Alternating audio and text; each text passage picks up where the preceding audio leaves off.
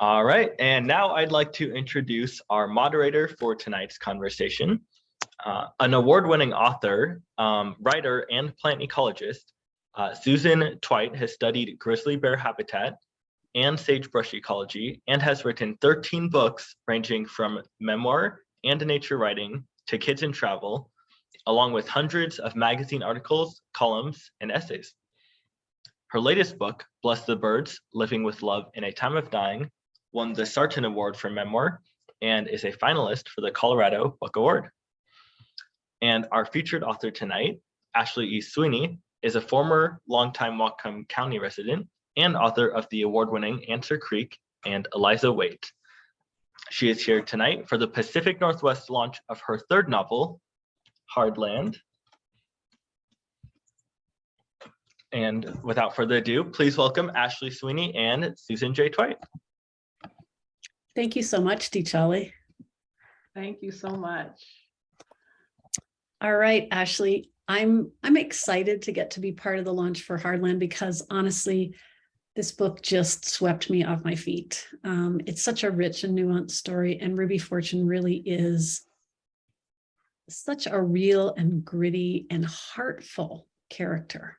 So tell us a little bit about Ruby Fortune, the main character in Hardland, and how she came to you, how her story came to you. Sure. Thanks so much, Susan. And thank you for everyone who's on tonight. We can't see your faces, but we see your names, and we're really glad you're here with us for this conversation. Well, Ruby came to me completely by chance. She's a tough cowgirl. She takes no guff. She's a single mother of 4 sons in rural Arizona territory in 1899. And you can just imagine the obstacles that a woman would have to face at that time. She's flawed and she's funny and she's ferocious. And at least in a couple of instances in the novel, she's outright feral. She's someone I've never read about in literature, and one of my reviewers called her a new American archetype, and I just love that Ruby Fortune could be named a new American archetype in Western literature. But how I came across the story was in the spring of 2020, when I was 85,000 words into what I thought was going to be my third novel that was set in Scotland and Astoria, Oregon during the height of the fur trading empire. Our whole country was plunged into the COVID-19 lockdown, and I had to take a hard left turn. Not only could I not get back to Scotland to do research, I couldn't get to Astoria. I mean, like most of you, I could hardly get to Safeway. There was no way I was going to be able to finish that novel. And I was so close. 85,000 words, for those of you who aren't familiar with the length of a novel, is almost a fully written novel. And I had been working on it for 2 years. So to put that aside was difficult. But I looked out the window here in Tucson and I thought, what am I going to do with this time that's been gifted to me? And the desert is harsh and beautiful, but as you know, Susan, if anything, it's resilient. Yes. And I just had this feeling that came across me. It was like, well, I'm resilient too. You know, I'm not the same woman I was 20 or 25 or 30 or 35 years ago. And how did that happen? Yeah. So I took that time in the spring of 2020, and that revelatory question led to a time of really deep self-reflection. And during that time, I uncovered a long buried trauma that I had never dealt with. Yeah. And what that was is when I was a young woman, I was assaulted repeatedly by a man who I loved. And although the physical scars are long, long gone, there were emotional scars that I had never dealt with. Yeah. And that's how Ruby Fortune was born. I created a fictional character to walk beside me on the road to healing. And now on the other side of abuse, I can say proudly that we are both survivors. Courageous and resilient, both of you, the fictional Ruby and the real Ashley. I think that part of what tugged at me about Ruby's story is that resilience and her toughness, yet complete tenderness. You know, she's thirsty for love.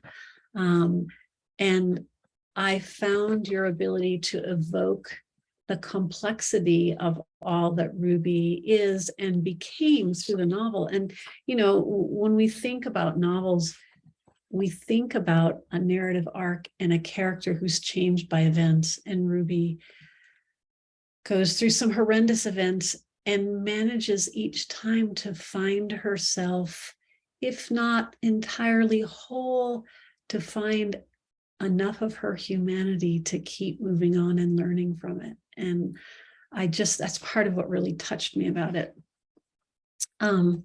And part of what I find fascinating about that is that here's Ruby's story set at the turn of the previous century, you know, the previous century, 1899, in the time of Teddy Roosevelt, yet she seems like a super modern heroine. I mean, she's really a person of today, even though her story is set back more than a century ago. She's somebody who faces really harsh times, really painful times, with grit and determination, and as you said, resilience, and still maintains that heart capable of love, and really great love that's totally forbidden at the time. So I guess as you were writing her, did you see her as a character who had something to teach us today? Did you even think that way? Yes, Michael, my husband, was just asking me earlier. We were just sitting down for a little snack before this event, and he said, which one of your protagonists is the most real to you? And hands down, it's Ruby. She's the most real to me. Eliza Wade is very real to me, and Ada Weeks is very real to me, but Ruby Fortune by far is the most real to me. And she is as tough as they come. Yeah. She's nothing like me, but from somehow deep within me, I was able to create her. And if we met her today, Susan, I think she'd give us a mouthful of advice in very colorful language. And I think she'd say certain truths: stay true to yourself and speak up and speak out when you see injustice, and fight for what's rightfully yours. And not in your case, for sure, but for those women, especially who are in long-time toxic relationships, I think she would say, ditch the guy. Now, I couldn't dispatch my abuser the way Ruby dispatched her abuser, because we're in a different century and a different time. And like I say, it takes guts for a New York girl to write a Western, because I've never picked up a gun, and I've never ridden a horse, and I've never been to a rodeo. So I had to conjure this Western woman up from just the depths of my soul and my imagination, and to tell the bottom line story that there's life on the other side of abuse. Yeah. And more than that, I think life, yes. And when you say Ruby is nothing like you, I think you're wrong. I think that your path may be different than Ruby's, but I think she came out of that part of you that's a survivor, that's resilient, that is able to tell the world, hell no, this is not what I deserve. It's not what I want. I'm out of here. So I think anytime we are writing fiction or creative nonfiction and come up with a character that we say, well, it's nothing like me, I don't think that's true in the case of one that so resonates with you. I think there's always some link, some part of that character that comes out of you. And I say, yeah, be proud of that. And I guess, well, we'll go back to that later.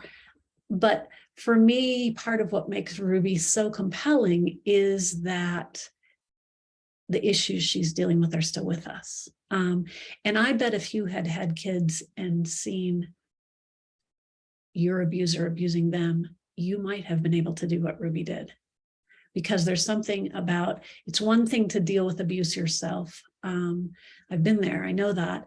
It's another thing when you have a kid to protect, and that brings out the mother tiger in you, and you can do things that you didn't ever imagine you'd be able to do. And I think part of what you wrestle with so beautifully in Ruby's story is how she reconciles herself with what she was capable of in order to survive. And, she's not self-reflective in the conventional sense, but she really is reflective. That's part of why she seems feral at times, is that's part of her response to how she behaves, what she has to do. So, I guess, the other thing that I find so fascinating about Ruby's story and so compelling about Ruby's story is a lot of historical fiction, not yours, but a lot of historical fiction really romanticizes the past.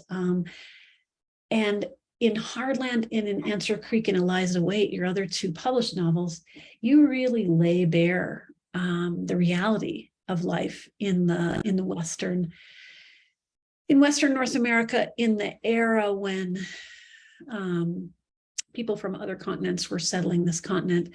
And you really lay out the kinds of things we don't usually like to talk about, racism and violence, and the lack of choices for all who are powerless, whether they're female or they're Black-skinned or Oriental or Native American, people of color, children, and sort of the casual abuse of the land itself, which is what brought people west. The opportunity of this open land, even though it was other people's land at the time. And yet we felt, our culture felt so free to just trash it in order to make money. And that's something that so much of Western literature doesn't deal with. And I love the fact that you do. And I have the sense that you trust your readers to understand that. Is that a fair thing to say? Yeah, I do, definitely. In historical fiction, first of all, I don't play loose with history, Susan. I try to capture the time and the place and the culture and the language and the mores of the time, whether that's harsh or not. I write truth, and I trust that my reader can handle it. And I think that my readers are insightful. I think that my readers are open-minded.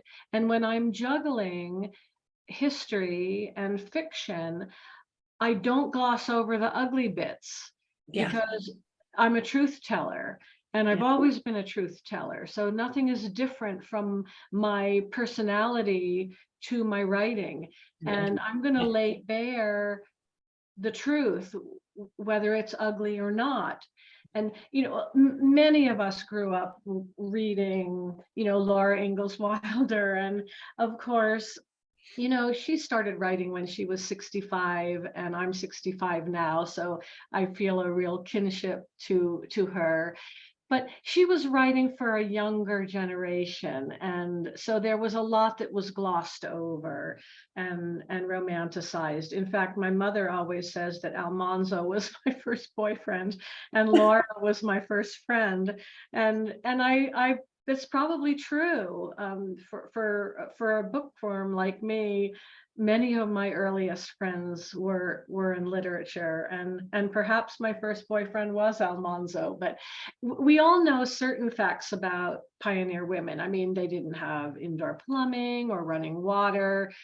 There was risk to childbearing. There was a lot of abuse that happened that was accepted and covered up. And also women had no rights at that time, especially rights that we know of now. And women of the 19th century were the people who actually paved the way for the rights that we have now. I mean, the abolition of slavery, financial independence, the right to vote, career choice, temperance, bridges out of poverty, child welfare laws, improved health care for Yeah. women and children that went on to, birth control and reproductive rights. So women of the 19th century paved the way for 20th century and 21st century American women.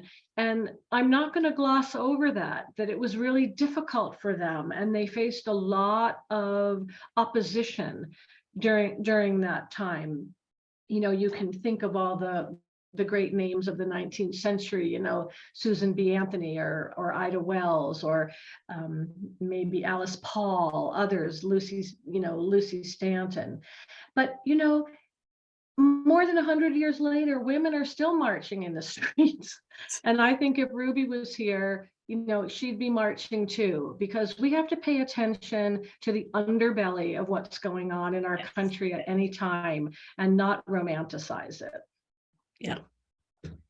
And I so admire that about your novels in general, and Hardland in particular. And for me, that's what makes Hardland so compelling, and Ruby so compelling, and the other characters so compelling, is they are real people. You have a great King Lear character in this book, Wick, who I just love. Me too. and I guess that brings up my next question, which is that her world, the story, is filled with so many evocative characters, from her dad, Big Burl, and her almost mom, Davina, the sheriff who courts her, who is in his own laconic and overly protective way a really wonderful man, the mine owner who would like to either kill her or rape her or marry her, we can't tell which, in any given moment. And I guess I find it fascinating that all these people would people this story, and I wonder how you find them, and do they just appear and start to speak to you, or do they come out of research? Where do they come from? Well, the characters in Hardland are very, very real to me, and any author will tell you that their characters are real to them, and hopefully to readers they're very real too. But I just love the characters in this book, Susan. I lived with them very intimately for 2 years during COVID, and during that time, I had to wave to my elderly mother through the window of her assisted living. I had to drop Christmas presents off on the porches of my 6 grandchildren without hugging them.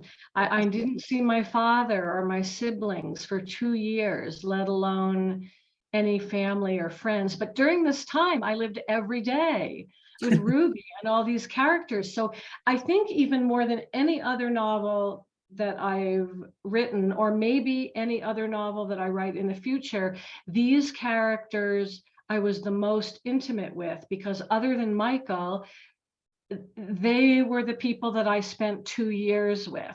And my editor always says to write detailed character sketches of every character, which is tedious, but it's very important. But I was able to really flesh out these characters during that time. And I love Wink probably the best after Ruby, but I really also love Virgil and Sam, and I love Davina and Sheldon. So there's nothing not to love about Big Burl. So these characters, they really come fully fleshed to me. I can see them in 3D. I see them as if I'm watching a movie. So they're fully clothed, and I can see their hair and their facial expressions and the shape of their footwear. Like, I see them so just precisely that then I write it down. I don't come to my desk and create them. I see them first, and then I write them down. But I have one thing that I would like to just read here, a very quick little excerpt here about Wink. And Wink is a drunk Shakespearean actor, and I think that he has the most to say in this novel. And perhaps that's because he's a poet himself, or he is a thespian, a Shakespearean scholar of his time.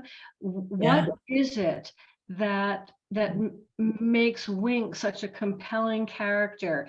And on page 123, I have Ruby checking on Wink, who lives out in the back shed on her property. After a cold, quick supper, Ruby checks guest rooms for the last time before tomorrow's guests arrive. She straightens bed linens, plumps up pillows, tosses a blanket over the crest rail of a high-back chair. She runs her fingers over the lace of the bedstead and centers the wash basin. She pulls back curtains, secures them behind a hook, and moves on to the next room. Before bed, last thing, Ruby checks on Wink out in the shed. Tonight he's snoring atop a burlap sack, his hat over his head. He didn't come to claim his plate after supper. Maybe whiskey was dinner. Is the man ever sober? Ruby doubts it. Crazy as popcorn on a hot skillet, people call him. But they should know better. In the end, it's the poets who have the most to say. What you've got to do is peel away the surface, ask the real questions. What do they want? What do they need? Who do they love and why? What else matters in the end? That's very evocative of Ruby and Wink's relationship. And I think of Wink as the fool from King Lear. You know, he's the one who, by his drunken appearance, can say whatever he wants to say because people will just dismiss him. Right. Ruby hears him. Ruby listens. That's a wonderful, wonderful excerpt.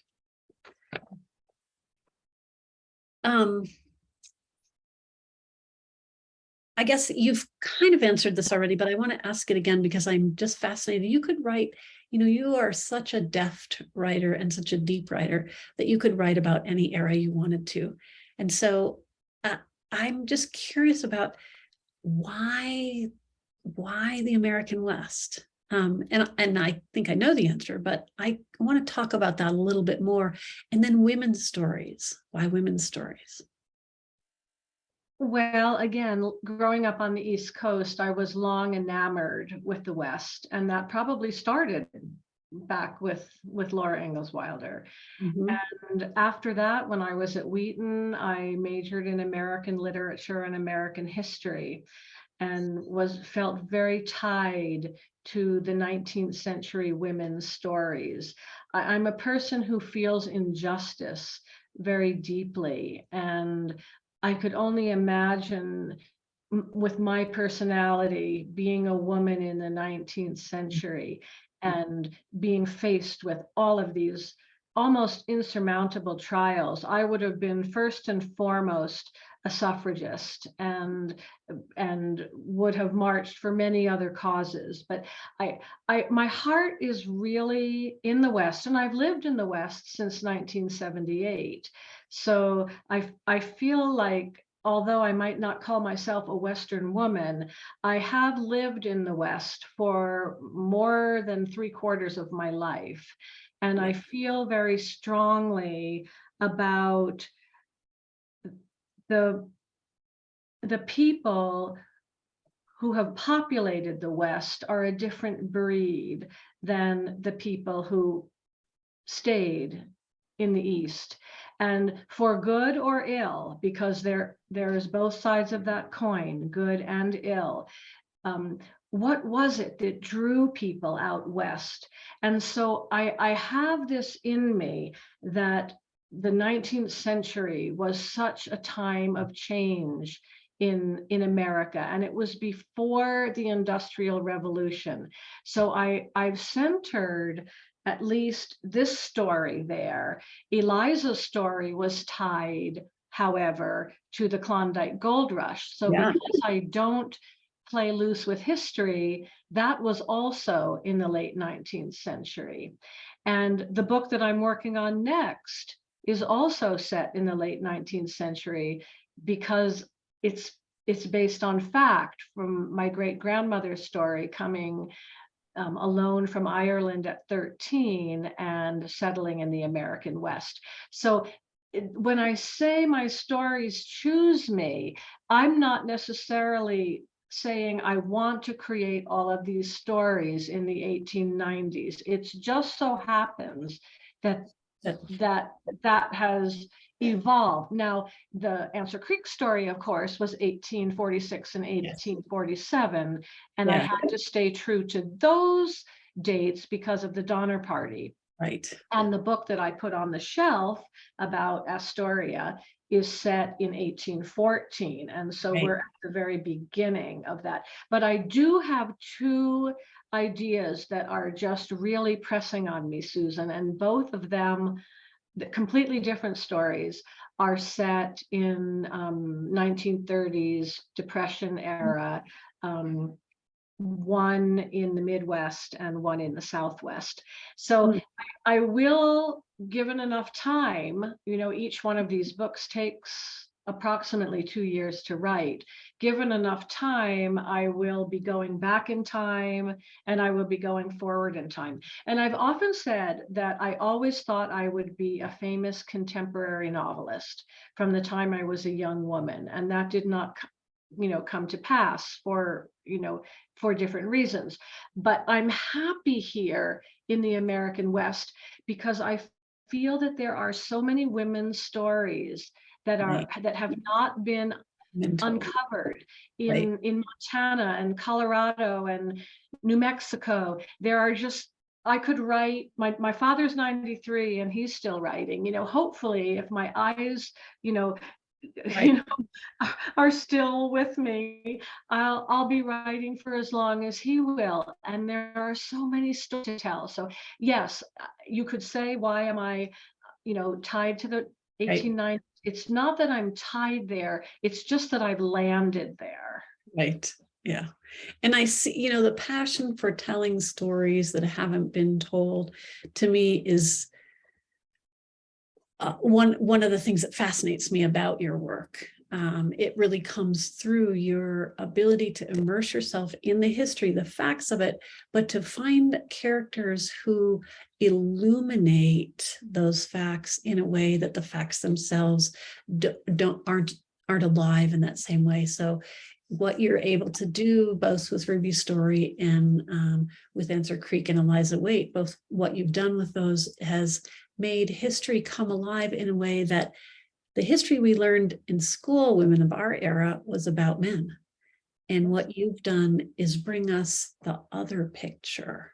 And I might note that all of my protagonists are fictional, but I do place them in a certain time or event in history that's completely historically accurate. So you're always going to get a fictional protagonist, and that allows me to have a lot more latitude to create a character who's an observer and a participant in that time period. But I'll guarantee that each one of them will be a very strong protagonist with a lot of agency. That's something that I've worked on. When I started writing in 2008, my protagonists, they've not only gotten better at dialogue, but they've really ramped up the agency. And that's a really interesting point, the idea that when you're telling history through fiction, staying true to the historical facts, but using fictional characters to tell it, what you're doing is reminding us that history is not just shaped by one set of people. Right. And there's that participating in, but also shaping what happens. And that's so very much evident in Ruby's story. The trajectory of her life there is at times violent, at times terrifying. And yet she is shaping the town that she and her miracle inn are part of, in super important ways. And the history is what's the phrase? History is told by the victors. And so those who have the power tell the stories of history. And I love that you're going back and telling the stories that are from the people who weren't in power, but they shaped history just as much. They did. Do you want to talk? Well, we've talked about the novels coming ahead. And you've talked a little bit about the backstory of Eliza Wade and Answer Creek. Is there anything else you want to say about those two novels, your other two published ones? Well, we can concentrate on Hardland tonight. Okay, let's do that.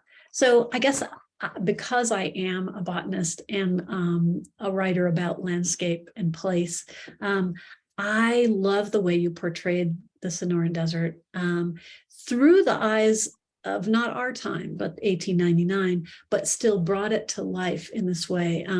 Jericho, your fictional Jericho in southern Arizona, come through with such clarity and such vividness. You got the blistering heat right. It's not always that hot, but it's pretty darn close. Of the upper Sonoran Desert, you got the parched and thorn-studded heart and that sudden grace when rain comes. And the sudden grace, we might say, is not particularly gentle, which is so appropriate to Ruby's story. You know, when a summer thunderstorm hits the desert, you're talking, you're talking violence of lightning and thunder and pouring rain all of a sudden onto a dry land that isn't necessarily ready to accept it. So it's really apropos that you portrayed the landscape so well. And it fascinates me because for so long you lived in Whatcom County, and the Pacific Northwest is a totally different world.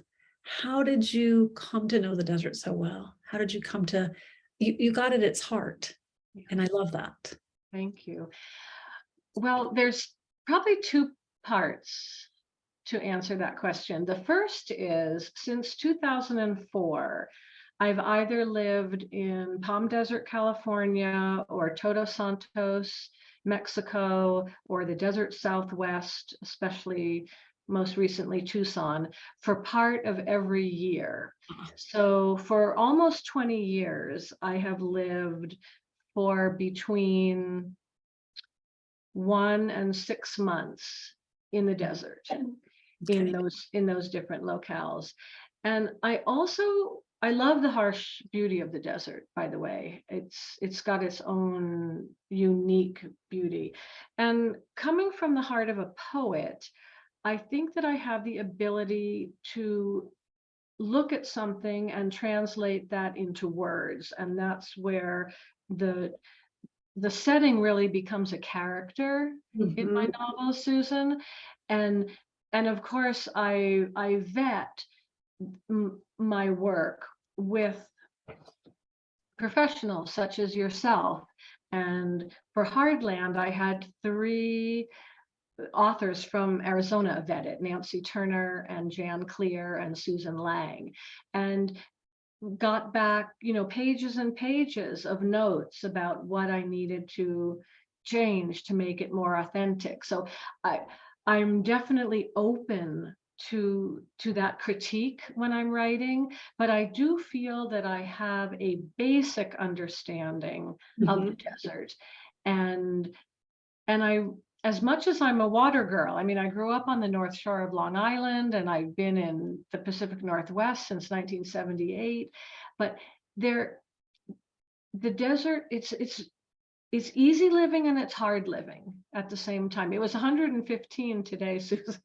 Eek. I know, and we're at the end of the monsoon season, and my launch for Hardland, this is my actual virtual launch, but the book came out a week ago, Tuesday, and Michael and I went out to dinner to celebrate that night, and we got caught in a tremendous downpour. I mean, the raindrops were bouncing off of the pavement, and we could hardly see in front of us. It was like you say, a violent storm, but it's beautiful too, to have the rain in the desert. And so we take it however we can get it. And the fragrance, oh my gosh, the smells that wake up when it rains in the desert. It's just so fabulous. Of course, I'm sure that the Navajos talk about the summer thunderstorms as male rain, which is so appropriate. And the winter rains, which tend to be more widespread and gentler and go on for sometimes a day or two, those are female rain. Oh, I didn't know that. Well, there you are. And, when you're caught in one of those summer thunderstorms with the lightning striking around you and the thunder booming and the raindrops pouring down and flooding the streets, the arroyos, the desert, you can feel that male energy. And in the winter, I used to say when we lived in the Chihuahuan Desert in Las Cruces in New Mexico, that the ocean would come to visit us for a couple of days at a time, because That's beautiful. you get that wonderful cloud ceiling, and then it would just rain gently for hours and hours, and it's so fragrant. Anyway, I loved the way you portrayed the landscape, and I'm hoping you have a reading for us about that. Oh, I do, actually. I have one right here. Fab. And this is close to the end of the book, on pages 348 and 349.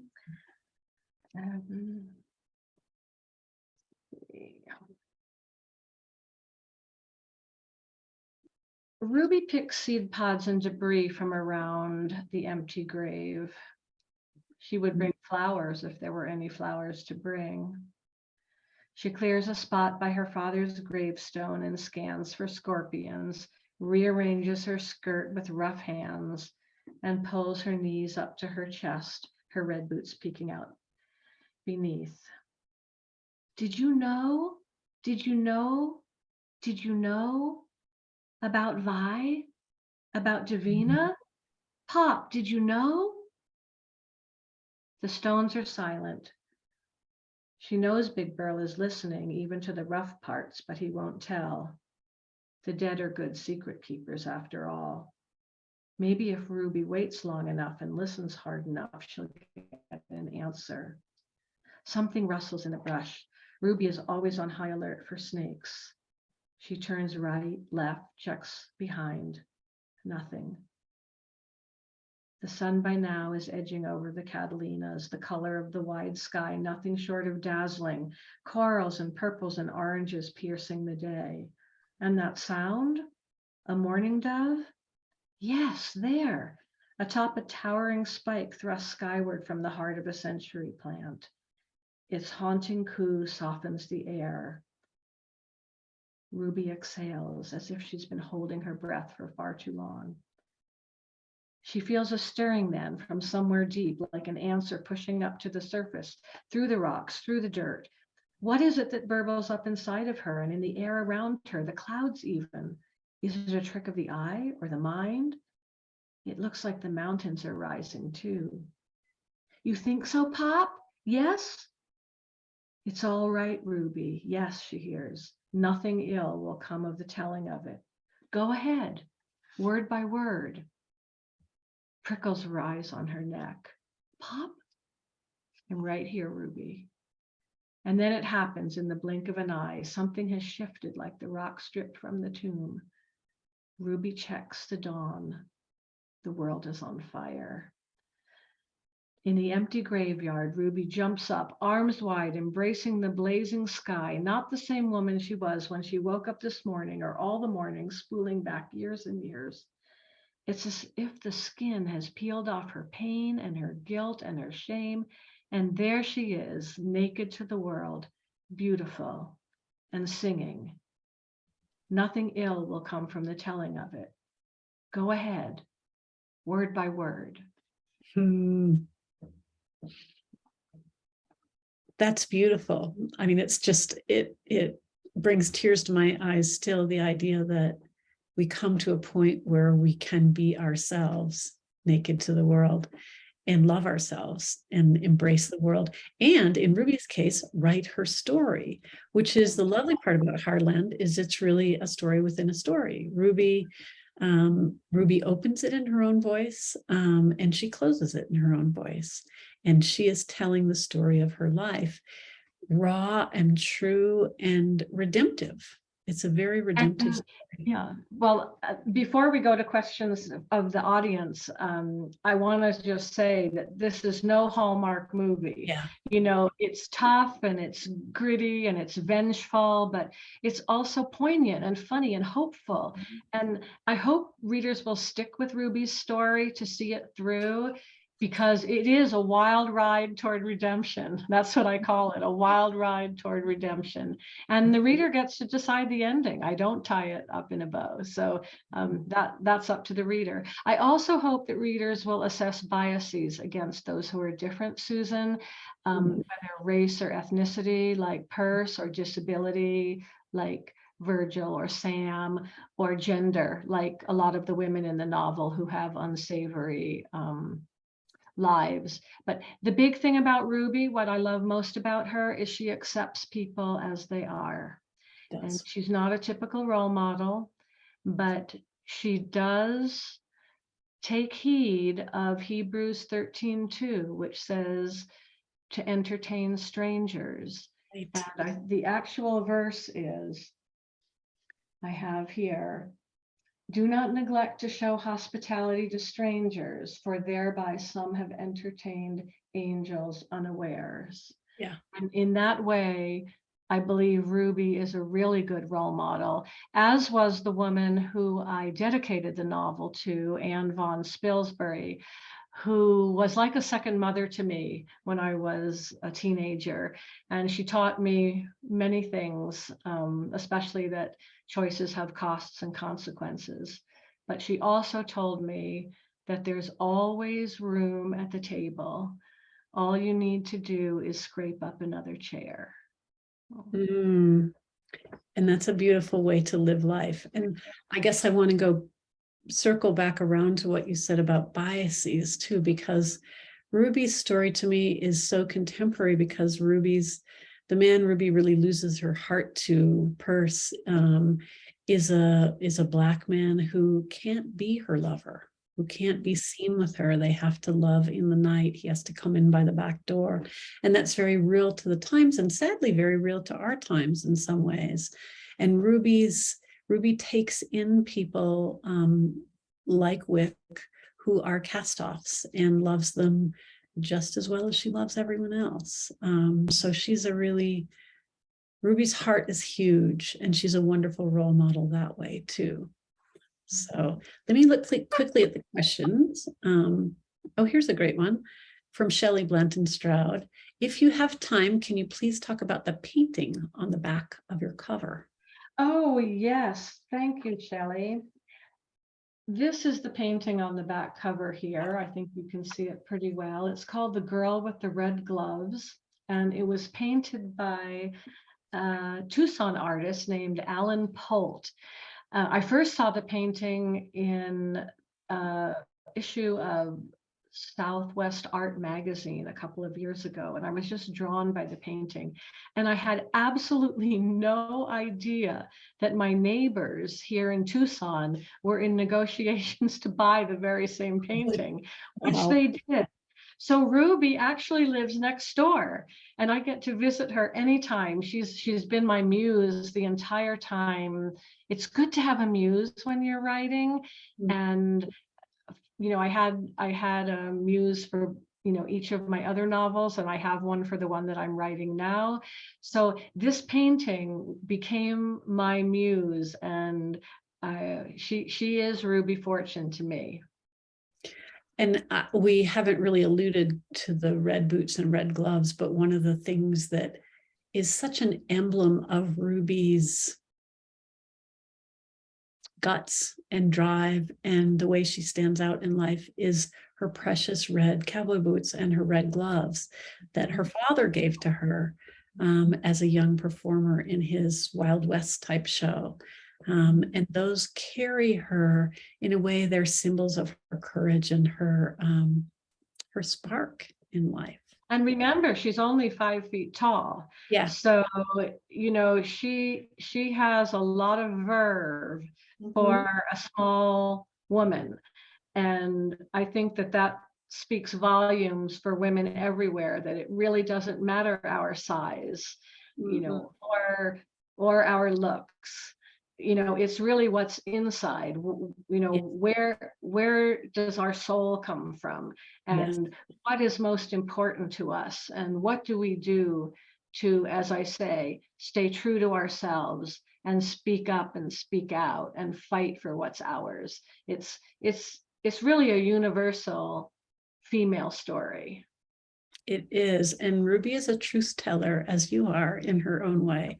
And I think that for women to find, hold on to, or reclaim our voices is still one of the most critical issues today. So in that way, Ruby is also a great role model, because by God, she never loses her voice. And sometimes that tongue is sharp and the language is enough to make pretty much anybody blush, but she is always truthful, and it always comes, there's a heart behind it. So Ruby is a bright spark in the world, most definitely. Let's see what else we have for questions. Oh, we have a lovely comment from Lori Buchanan. I love Ruby Fortune, she says. So do I. Thank you, Lori. Thank you, Laura. Any other questions out there? Anything you're burning to know about Hardland or Ashley or the new novel or whatever? Please put them in the Q&A. If not, I guess I want to go back to the novel and say, give us kind of a short summary of Ruby's trajectory in this story. So we really didn't address that. Sure. Well, we start in present day, and after the first 3 chapters, we go back to the backstory of her life. And in present day, when it opens, she's riding up to the mine to claim what is her fortune that will help her to buy her roadhouse and to care for her sons. After that, we go to the whole backstory of her life as a little girl on the Wild West circuit with her father and with Davina, who was her second mother.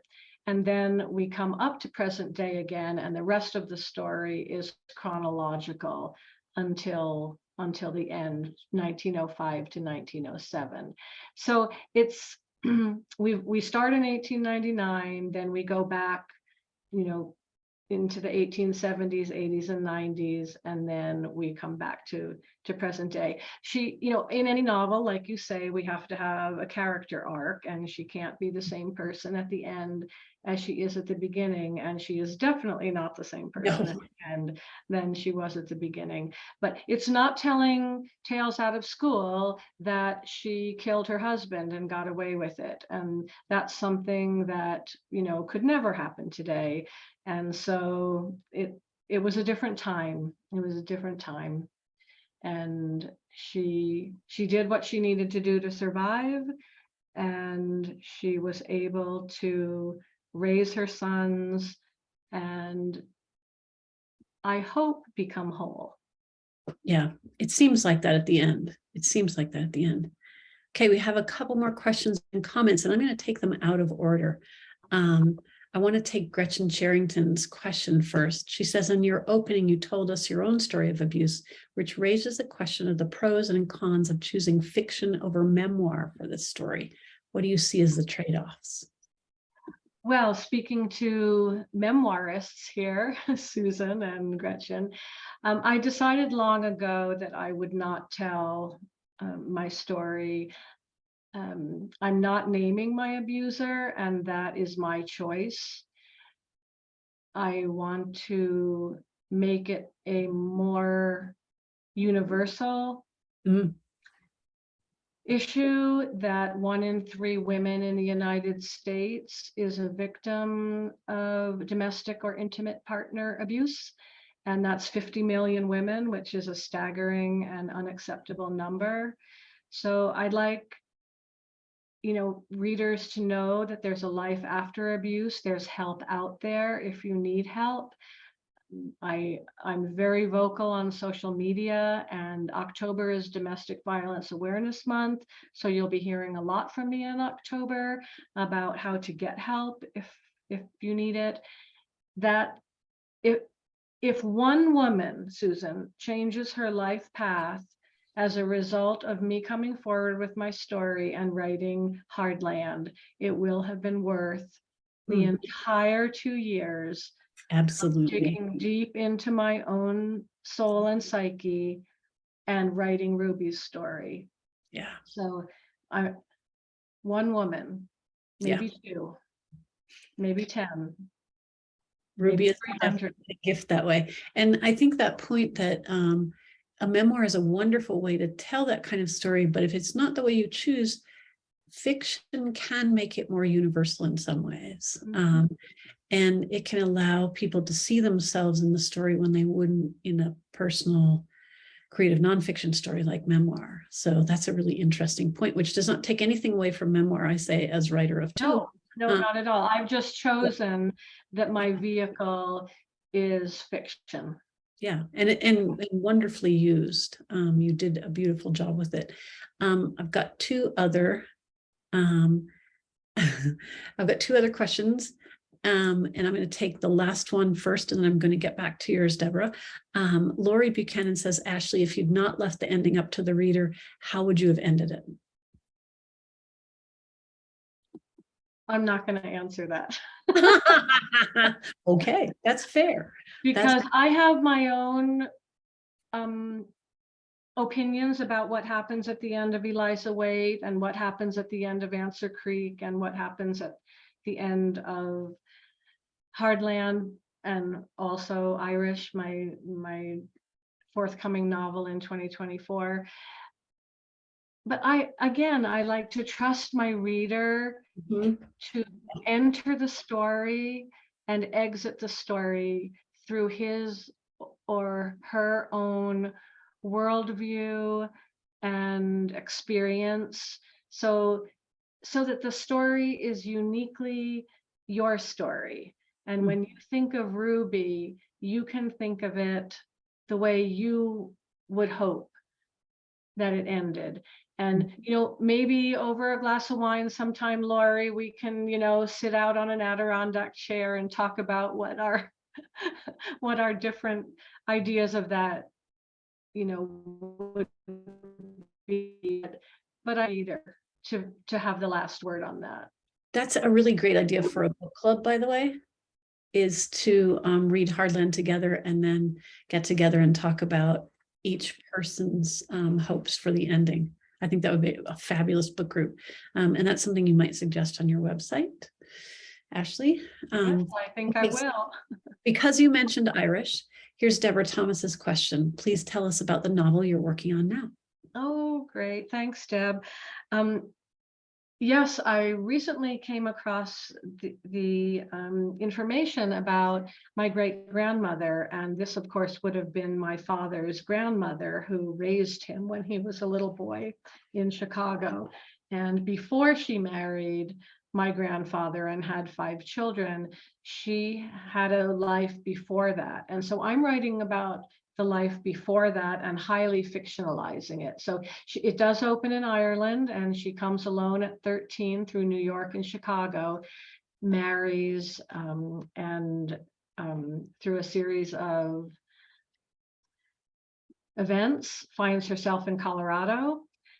And then I'm not going to tell too much more about it because I'm still writing it. Yeah. I know the beginning and I know the end, but I haven't quite filled in all of the blanks yet. I have a critique group that's very instrumental in helping me. And then I always send out my first draft to about 10 readers who are also very helpful. And then after I revise second and third and fourth draft, then I send it out to 2 final readers. And Susan was one of my readers for Hardland, and we haven't even mentioned that we tucked your grandparents in there, Susan. Yeah, that's right, my great-grandparents. Yeah.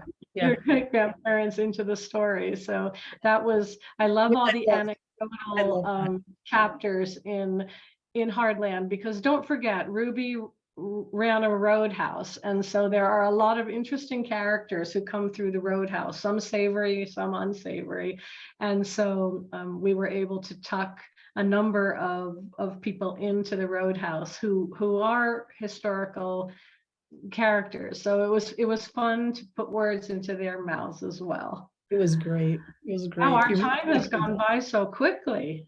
It has. And let me just say, I don't see any other questions, but I do want to read, let's see, is there only, yeah.